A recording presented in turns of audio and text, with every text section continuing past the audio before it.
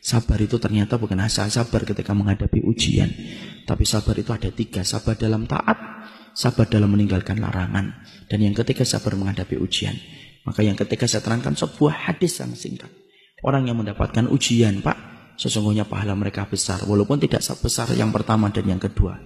Tapi Nabi kemudian menerangkan kepada kita, kelak pada waktu hari kiamat, Allah itu akan membagi manusia jadi 2. Yang pertama, ahlul afiyah, ahlul musibah, ahlul afiyah.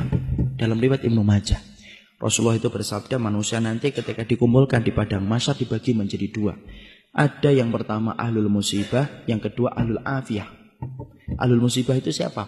Orang yang di dalam hidupnya diuji terus oleh Allah, sakit, bangkrut, dan lain sebagainya. Ini namanya ahlul musibah. Ada yang kedua ahlul afiyah. Ahlul afiyah itu jarang diuji, jarang sakit, jarang kemudian mendapatkan musibah dalam hidupnya. Bapak tahu perintahnya Allah pertama kali kepada malaikat, uhsubu ahlul musibah, hisab dulu ahlul musibah dulu. Yang ahlul musibah dihisab dulu, Pak. Dihisab, ditimbang, lalu kemudian ahlul musibah itu para malaikat berkata, ya Allah, ahlul musibah itu sudah habis. Tinggal dikit dosa-dosanya karena ditebus dengan berbagai macam musibah-musibah yang dulunya engkau berikan kepada mereka dalam kehidupan di dunia. Tinggal dikit saja. Kemudian Allah berfirman, u'tuhum salasan, kasih mereka 3. 1, khairan, kasih mereka surga. 2, afiyah, kasih mereka kekuatan. Kenapa, Pak? Siapapun di antara Bapak dan Ibu di sini yang mendapatkan ujian, pasti kekuatannya berkurang. Sakit, yang dulunya biasa lari 2 kilo menjadi lari 1 kilo. Pasti berkurang.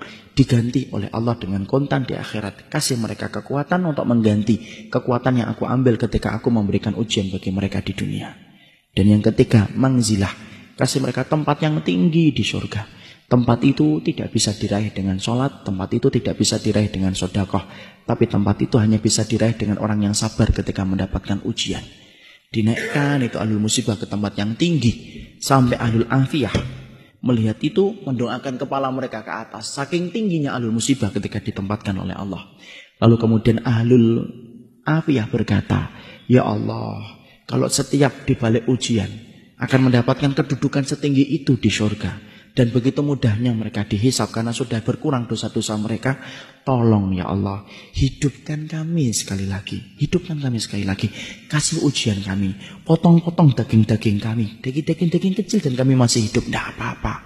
Selama kami mendapatkan 3 yang kamu berikan kepada musibah ketika di dunia. Tapi tidak ada lagi balik ke dunia itu. Disitulah kita paham, Pak. Ujian itu berat, tapi barangnya kontan. Kalau kita semuanya disenangkan dalam hidup, Pak, malah kita bingung dari mana kita akan mendapatkan pahala kesabaran. Kalau Bapak punya istri langsung solihah, anaknya langsung hafal Quran, kerjaannya langsung lancar, malah bingung dari mana kita mendapatkan pahala kesabaran. Makanya kemudian kita kalau mendapatkan ujian, sabar. Saya belajar sabar dari ibu saya, Pak. Saya tidak bermaksud mensucikan siapapun di hadapan Allah. Tapi ibu saya dan bapak itu mendapatkan ujian yang menurut anak tidak ringan. Ibu dan bapak saya itu mendapatkan putra yang pertama Down syndrome, Pak. Berkebutuhan khusus. Anak yang kedua berkebutuhan khusus. Kakak laki-laki pertama saya umurnya 53 tahun. Kakak perempuan saya 43 tahun. Dan itu berkebutuhan khusus Down syndrome. Mandi harus dimandikan, makan harus dikondisikan, tidur harus disediakan. Itulah yang menjadikan saya tidak bisa keluar kota. Sampai beberapa lama, paling-paling setengah tahun baru sekali, 2 kali. Karena kemudian setelah pasca meninggalnya ibu, saya merawatnya. Tapi saya belajar dari kesabaran ibu saat itu. Saat itu saya ketika kecil, Pak, SMP, saya masih ingat, kadang-kadang ibu kalau makan di warung itu tidak pernah malu beliau. Selalu digandeng kakak saya. Dan tidak pernah ditinggalkan di mobil.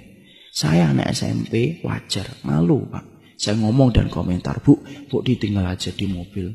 Kan orang pada ngeliatin. Kan kita tahu, Pak, masyarakat Indonesia tidak bisa ngelihat sesuatu yang agak beda dikit, kecuali pasti dilihat terus. Ibu saya ngomong, tidak apa-apa nak, biarkan saja. Ibu yang kemudian akan megangin, kamu duduk di jauh-jauh dari ibu, tidak apa-apa. Di rumah ibu bilang, tahu nggak nak? Kadang-kadang tobat belum tentu nasuha. Kadang-kadang istighfar belum tentu hati kita khusyuk.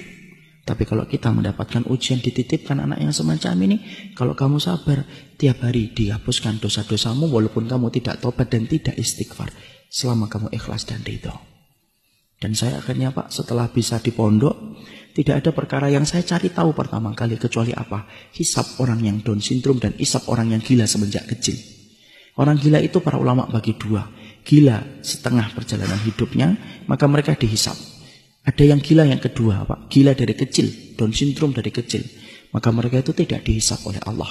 Mereka akan ditanya oleh Allah tentang satu pertanyaan saja. Ata'rifuni, kamu kenal dengan saya atau tidak? Kalau anak-anak itu menjawab, iya kami kenal engkau ya Allah. Langsung Allah masukkan ke surga. Tidak ada hisab salat, tidak ada hisab puasa, tidak ada hisab amal apapun. Karena mereka bukan mukallaf dalam kehidupan di dunia.